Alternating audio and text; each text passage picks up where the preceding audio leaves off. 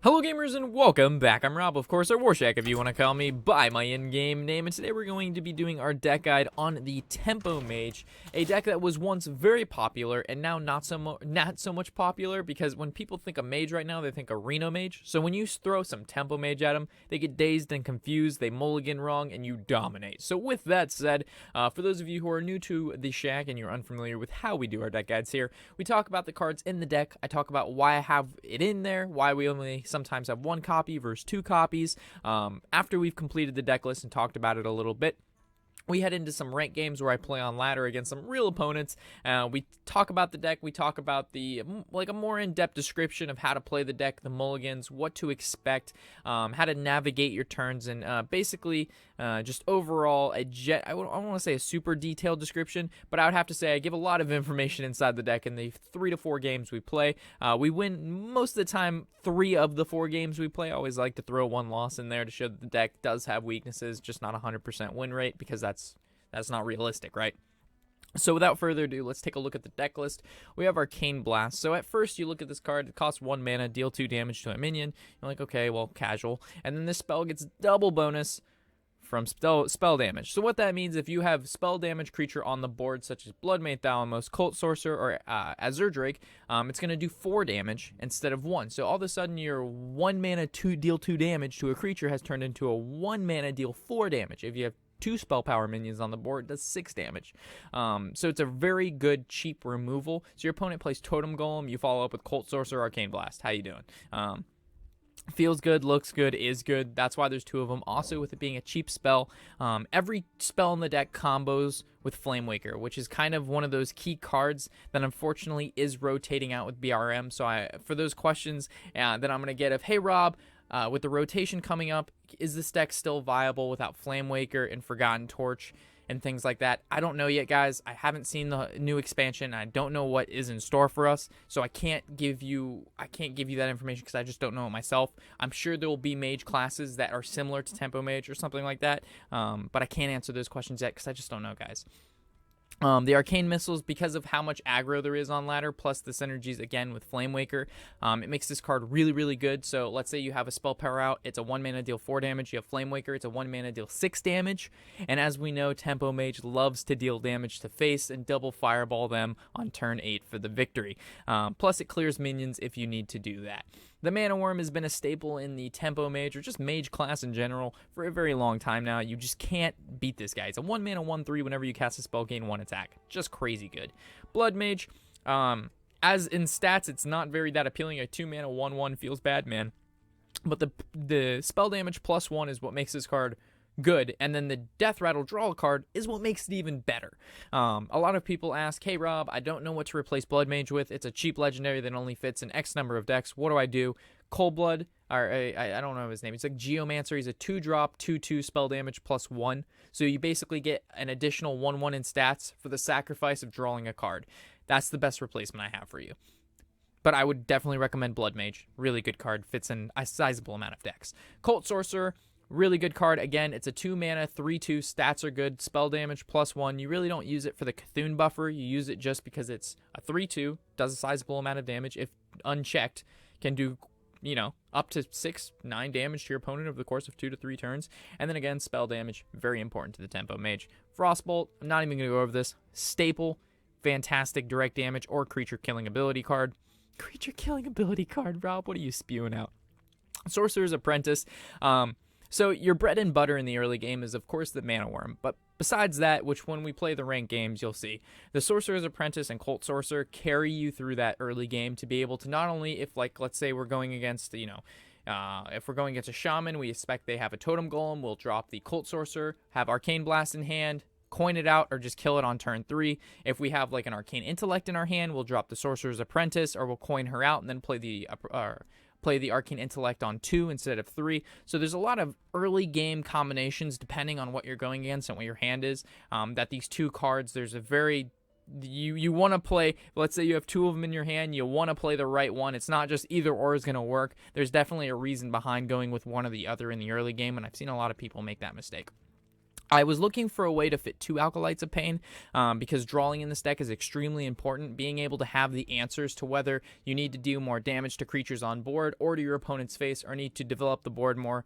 Being able to have more cards in your hand gives you the ability to have more options. So drawing is extremely important, but you have to balance drawing with, again, developing on the board and dealing sizable amounts of damage to your opponent's face.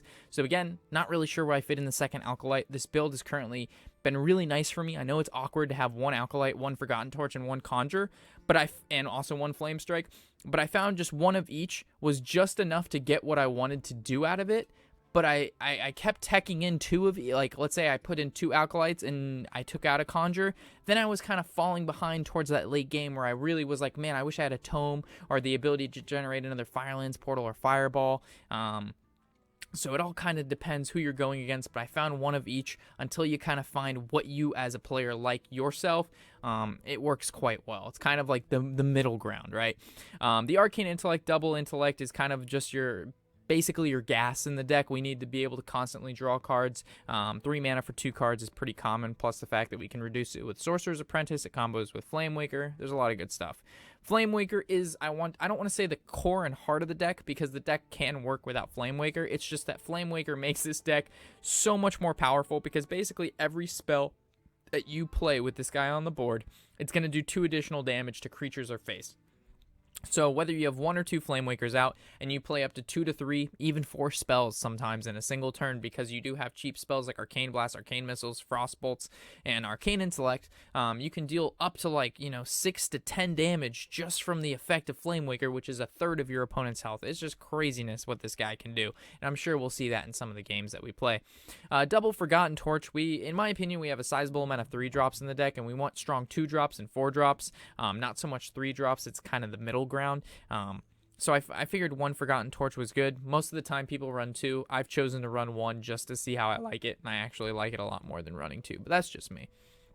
Fireball, bread and butter, staple in any mage deck. I shouldn't have to explain it. Very simplistic card. Water Elemental, for the stats and for the ability, you can't really get any better. 4 mana, 3/6. He's huge. He's going to be able to clear at least 1 to 2 minions, or at least take a spell or 2 to get rid of them. If you're going against a class like a rogue, paladin, hunter, warrior, the ability to freeze their face is very important because they have weapons. So if you freeze them, they can't attack you. Feels good. Azure Drake, like we've mentioned in so many of our decks, it's just a key card. The ability to draw a card, give you spell damage, and it's a decent body on the board. No complaints there. The Conjure is to go along with a decent 5-drop. The ability to discover a spell, so it gives you 3 options with the Discover mechanic. So depending on the situation you currently find yourself in, being able to select the card that you think is best there is very important in my opinion. I like being able to, instead of playing like Tome where it randomly gives you cards and you have to just kind of hope they're good, I would rather play Conjure and be able to kind of decide what I want that card to do. Not to say that Tome is bad, just in this particular deck, I don't want it to be random. I want to pick my card. Firelands Portal, you can't really get any better. You have to play this card. It's free, so don't be just. A lot of people are like, "Hey, it comes from the Karazhan expansion." Rob, I don't want to buy Karazhan. It's where this card comes from is like the first wing or the first intro boss, and that is free. You don't have to pay for this. It's just free. You beat the boss. You don't even need a deck. It gives you a deck. There's no excuses. Firelands Portal is key.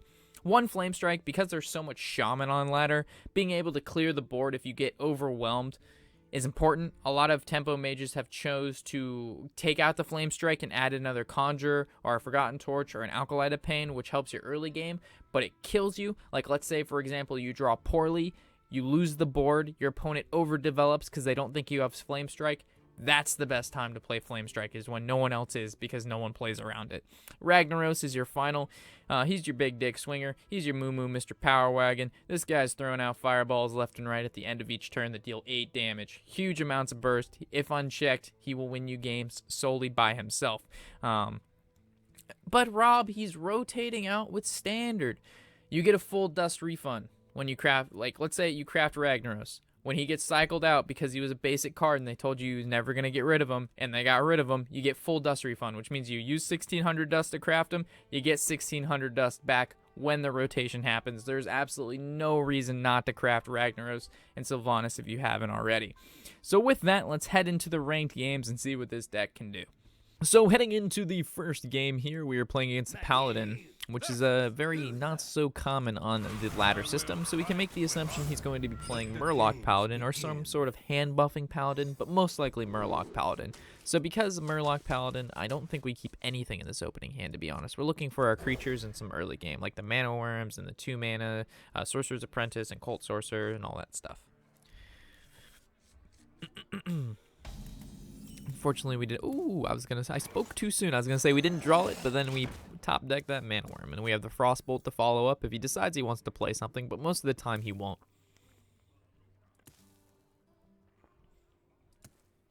Murloc Paladin is known for being pretty slow for the most part in the early game, but they have a very powerful late game through Tyrion, Raglight Lord, and all that good stuff. So he's actually running the hand buffing Paladin, and he's rank 6, which is really promising. Well, for him. Like, most of the time, you really don't see that. So obviously, he's pretty confident in his hand buffing abilities. That was actually a really solid start he got. He got Smuggler's Run into the Mean Street Marshal, which not only is a 1-drop 2/3, but it also drew him a card, which basically made up for the fact that he played Smuggler's Run. Holy shit, him agrees. What a hand. This guy has the he's got that good going on. Unfortunately, our Arcane Intellect this is a tough one. So we can either attack and ping, but it's the same thing as us drawing 2 and just killing off one of these 2/3s. Because if we choose to ping this 1/1 and attack, or like, we would attack and ping, and then he makes this trade anyway. But when we play the spell, he gets buffed, which allows us to trade, which is basically pinging anyway. So I can see him trading here, summoning a 3/3 or hero power or buff. He only has 4 cards in hand, and also we can make the assumption that he's playing 2 Divine Spirits. So we also should probably try to keep our hand relatively the same size as him or low. So playing the Acolyte of Pain is not the best thing. Like I just said, Divine Favor. So he's going to basically spend 3, draw 2. So he used Arcane Intellect. We need any sort of spell. Unfortunately, we did not draw those. So I guess we just go Sorcerer's Apprentice, Cult Sorcerer, or we go Fireball. And then Fireball's just wrong.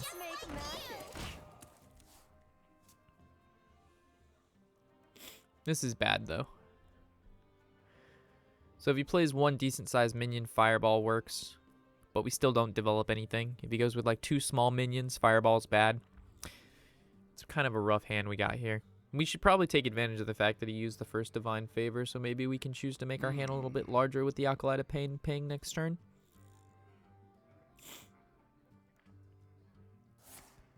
Draw 3 1-cost minions from your deck. Well, shucks. That's something. So I suppose we just go Drake, right? We're not going to win this game through outvaluing his minions. Not at all. So we're going to have to depend on being able to burn him down. So that means we need to start drawing into our Frostbolts, Fireballs, and things like that so we can start going face. Small time recruits. Draw 3 1-cost minions from your deck. That's so good. Alright, there's the second Fireball, which is really nice. So next turn we can go, if we can draw into another 2-drop, we can actually deal quite a bit of damage with the Fireball and a couple spells. So there's the Outfitter. We're about to see. He has 2 spells in his hand. Don't worry, loves. The cavalry's here. Argent Horse Rider. Okie dokie. Another Drake.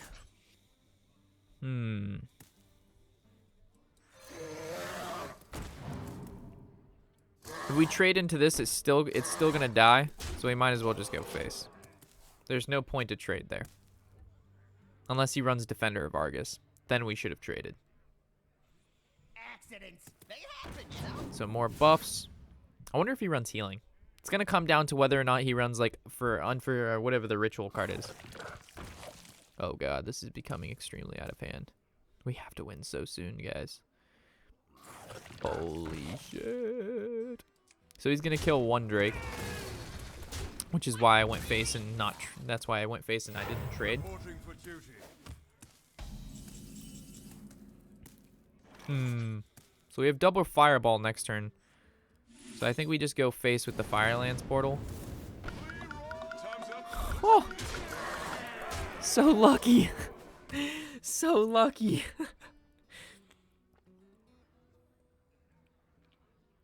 Oh gosh. Does he run the heal, though? That is the question. Aldor Peacekeeper? Hammer of Wrath. Very interesting card.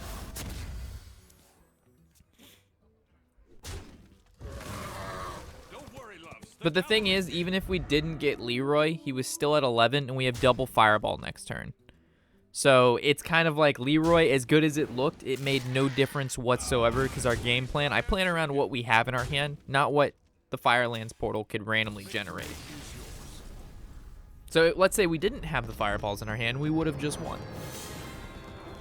Due to him thinking we had lethal. But you always find that my RNG strikes when we've already planned otherwise. Besides that one game where we needed Phantom Knives. That was just super clutch. But for the most part, you know what I'm saying. So that first game feels good. Feels good, man. Another Paladin. Is it the same guy? Mad Poppins? It's the same dude. Alright. He's trying to get his redemption game in here. He's trying to get the redemption game. We gotta try to hold him back the best we can. We gotta take a look at his mulligans. We need to plan accordingly. He held on to every card in his hand. I don't know how to play around that. This could be disastrous. So I think we just have to kind of go quickly. Normally I always like to save coin with the Flame Waker, but because we know what kind of deck he's playing, we have to do our best to stop it. You know what I'm saying? So like we draw into an Arcane Intellect, it feels pretty good. We also know he runs patches. So, for example, I normally would like playing the other Sorcerer's Apprentice and then attacking. Well, no. We just go in. So he's going to play a Pirate card, and the Pirate card is in his 1/1 are going to kill our 3/2. Oh, he actually drew patches. That feels pretty bad. Reporting for duty.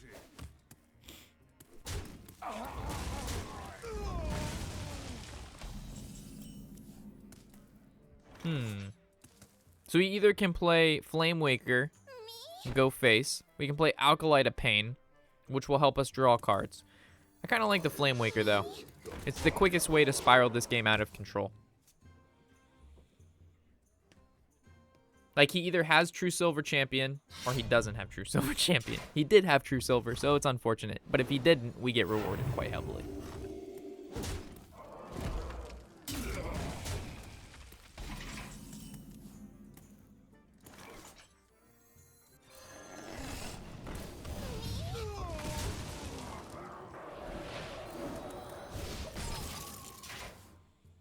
Freezing Face is pretty important. We have 2 more burn spells in our hand and 2 creatures that basically allow us to continue the cheap value through discounting our cards by 1 and also buffing every time he gets... Oh no, Hammer of Wrath. I don't know if he top decked that or what, but that was a really serious draw for him. That was super serious. So another Frostbolt's always pretty good. Azure Drake is pretty solid as well. Another solid threat that keeps the gas rolling. Alright, so we got Fireball, Forgotten Torch, and a Frostbolt. Feels good. We can actually have lethal next turn if he does not kill the Zerdrake. No, the Sorcerer's Apprentice. Oh no, it looks like he's going to be able to kill the Sorcerer's Apprentice and the Drake. Fudge monkeys. That's feels bad. Okay, so he's at 14. We have what seems to be 10 here. We need to win over the course of a few turns. Normally I would have like Forgotten Torch this guy, but it's kind of like it's too late for all that. So to maximize damage, this is what we do. We have to assume he doesn't have heal in his deck. So now we can just next turn Forgotten Torch, Frostbolt, ping.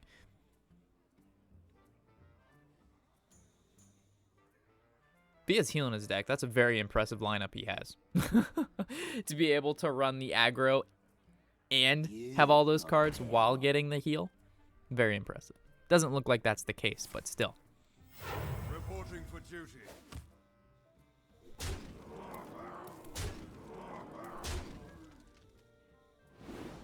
With Tempo Mage, it's always good to know when to turn on the when to turn on the damage burners. Like, when do you need to start looking for that lethal mark versus, like, field control. So, like, as we know, when he started, like, going wide on board and we just obtained more and more spells, it's kind of like, do we trade with the spells and try to keep our board, or we just go face with the spells and worry about him taking our board over? And that's a very important kind of turning point. Same thing in Freeze Mage.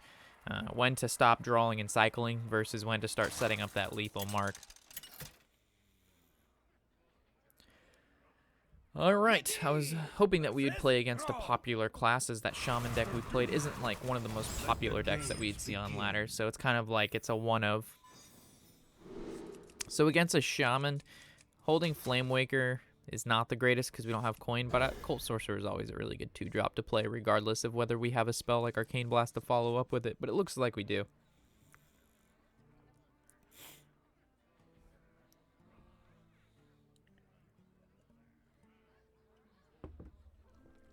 Okie dokie.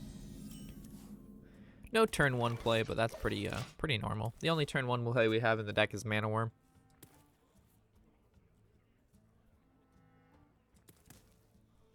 So we have draw, we've got some damage. It depends what his turn 1 looks like, right? Playing this on turn 2 sometimes isn't the best because he has the Jade Claws and it just dies. A terrible, terrible death to that. So it's sometimes better to hold this and then combo it with like a spell the following turn, so at least you get the value out of the +1 spell power. So I'm thinking our best bet, if we play this and he doesn't have a weapon, we get rewarded. If we play this and he like lightning bolts, it feels pretty bad. But at the same time, it's just really powerful if he doesn't have an answer for it. So we're just going to see if he has the answer.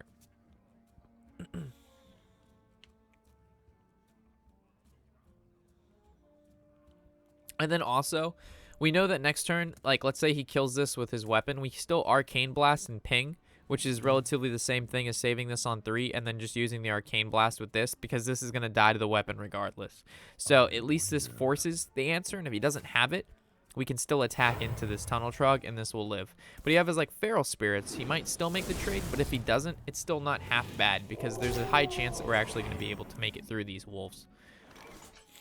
So we could Arcane Blast 1, attack 1, and then Mana Worm beforehand. But the question is, do these Arcane Missiles, do we think it's going to ping how they're supposed to? That is the question. Perhaps. Are we more worried about... I really don't mind going ahead and just Arcane Blast this guy instead. It actually looks a tidbit better.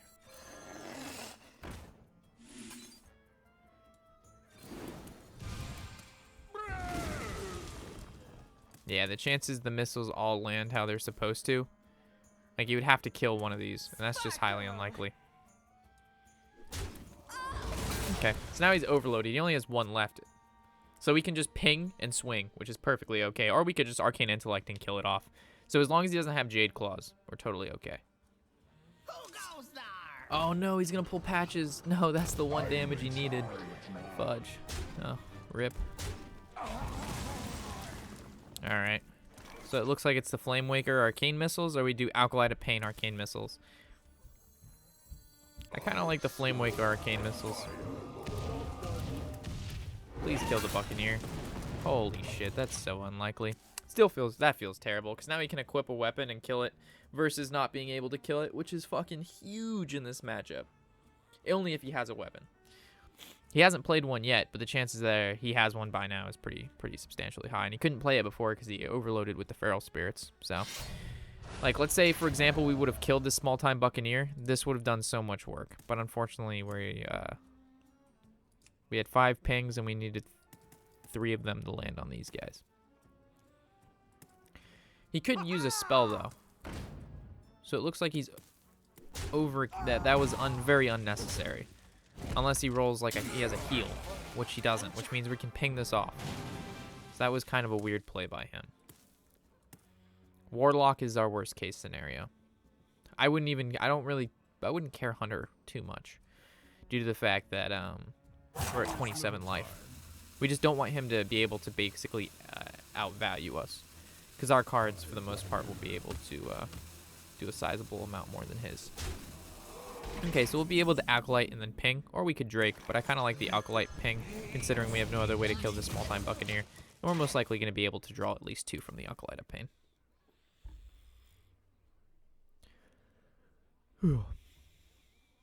So we have this for draw, we have this for draw, so depending on what we get next turn, like if we get an Arcane Blast, then Azure Drake Arcane Blast makes sense. But if we get like nothing, then maybe Arcane Intellect makes more sense. Look for like a 2-drop. Arcane Blast would be a really nice card to draw though. It looks to be a super good card to draw. We have 2 chances for another Arcane Blast. That's not it. That's not it. So we could go Sorcerer's Apprentice, Intellect. I like the Drake. Here's another chance for Arcane Blast. Nope, but it still puts a sizable creature on the board that he's going to need to deal with. We need to get bored first.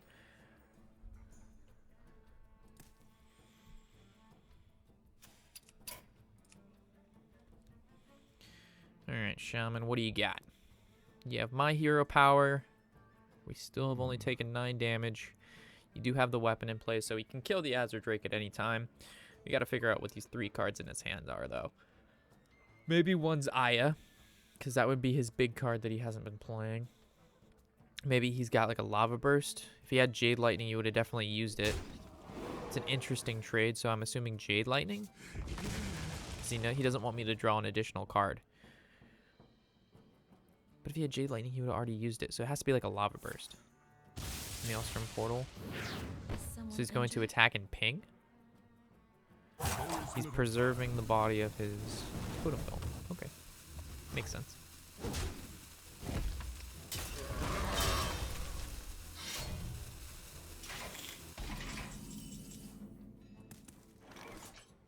Okay.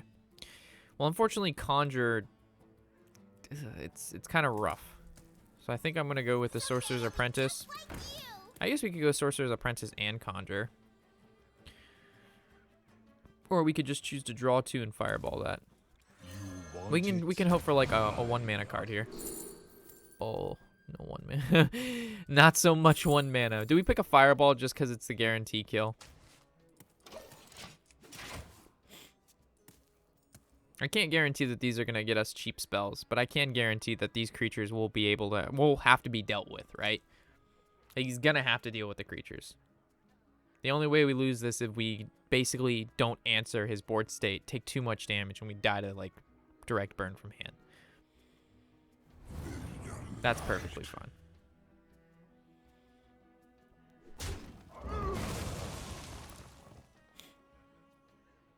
Okay, so we just Fireball and ping.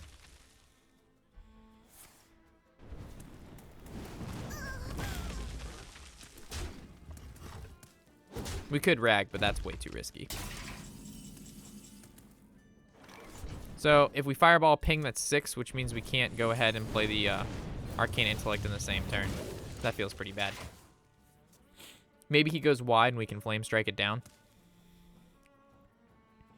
So worst case scenario is we see like Aya. That would be like worst case.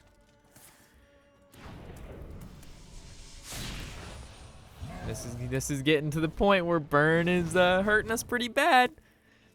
I'm not sure if we play Rag if we draw a creature. Oh man. All right, Rag. You can either go face or kill this 2/2. Okay. I wonder if he plays Hex. Probably not.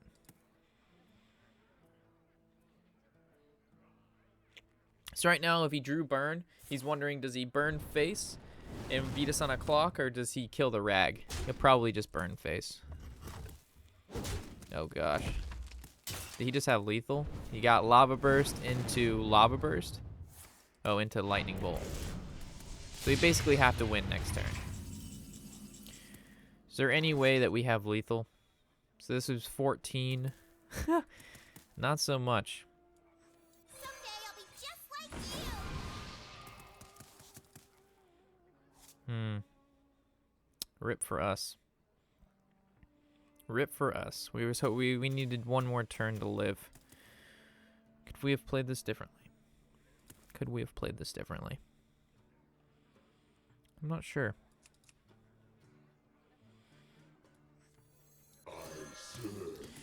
I'm not sure.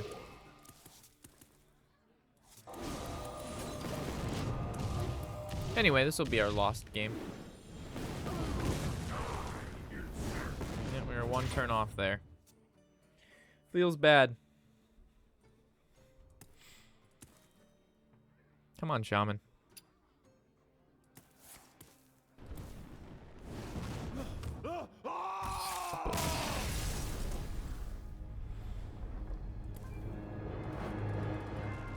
So that's why we need to answer. We needed to be able to answer that board state. And unfortunately, even with how quickly we were kind of able to answer it, like it wasn't even a lot, really. He had like what, the totem golem down for 2 turns, and then just like the Sir Finley, and then the Northshire cleric.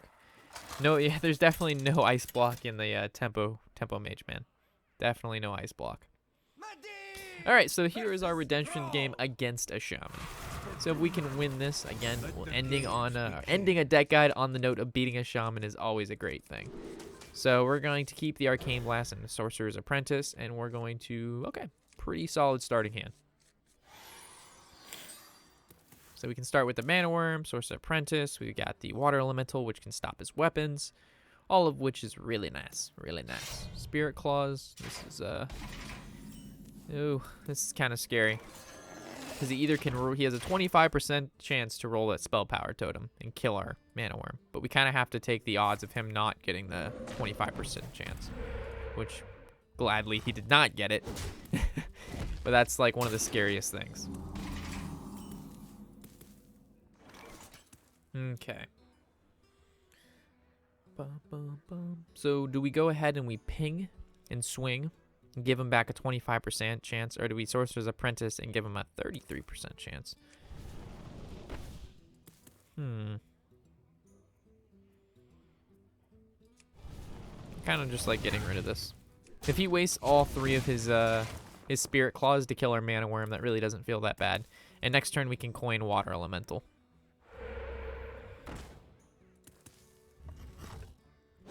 Alright, we're definitely going to have to kill this Manatide, which means the plan of coining out the Water Elemental is now not so much.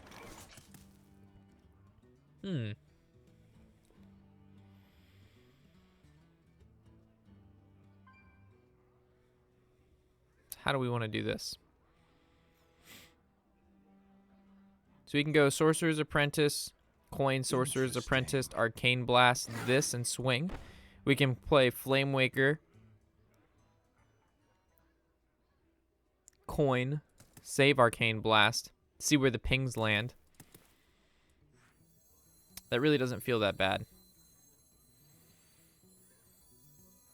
We're leading into him having the Jade Lightning though, so this is a good target for Jade Lightning.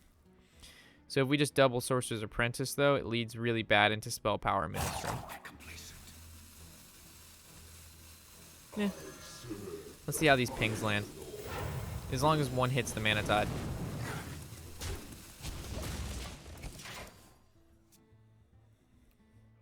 I like saving the Arcane Blast because it's basically a 1 mana deal 4 damage.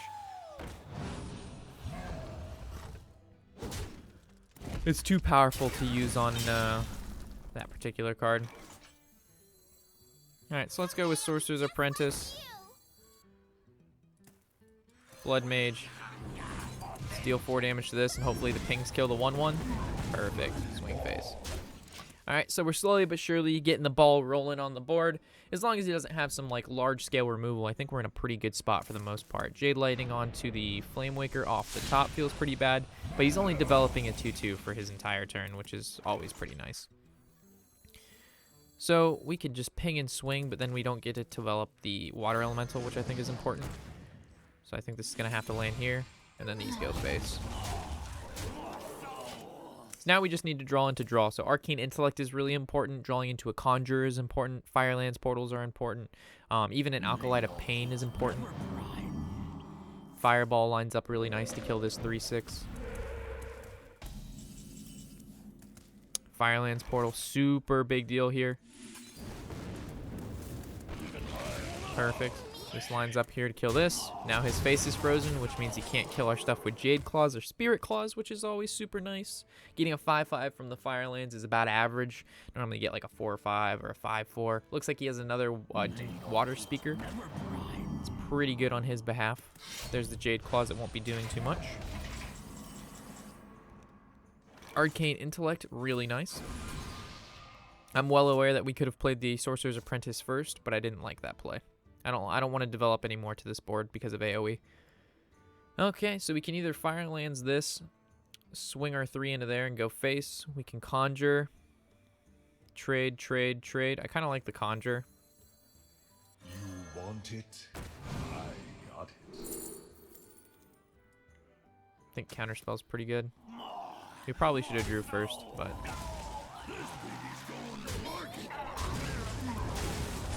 So this plays around AoE for the most part. We don't want to overextend too much until we can throw down the Counterspell.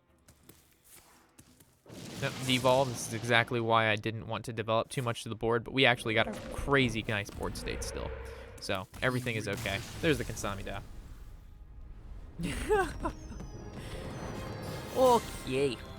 Alright, so that is the Tempo Mage deck guide. Feels good. The deck, honestly, a lot of people, when they think of Mage, they think of the Reno Mage, and they kind of overlook the Tempo Mage because it really just hasn't been played a whole lot. The past couple months with Mean Streak coming out and how, you know, popular and powerful Reno Mage is. Not to get me wrong, Reno Mage is still really good, but I still think Tempo Mage has definitely a spot in the meta, and we kind of saw that with the Americas preliminaries, with a lot of players bringing that, or a lot of players bringing Tempo Mage to that as well. Not so much Asia Pacific, but still Americas. So, with that said, hopefully you've enjoyed the deck guide, and I will catch you in the next episode and or deck guide. As always, I'm Warshack, and happy whatever the hell day it is.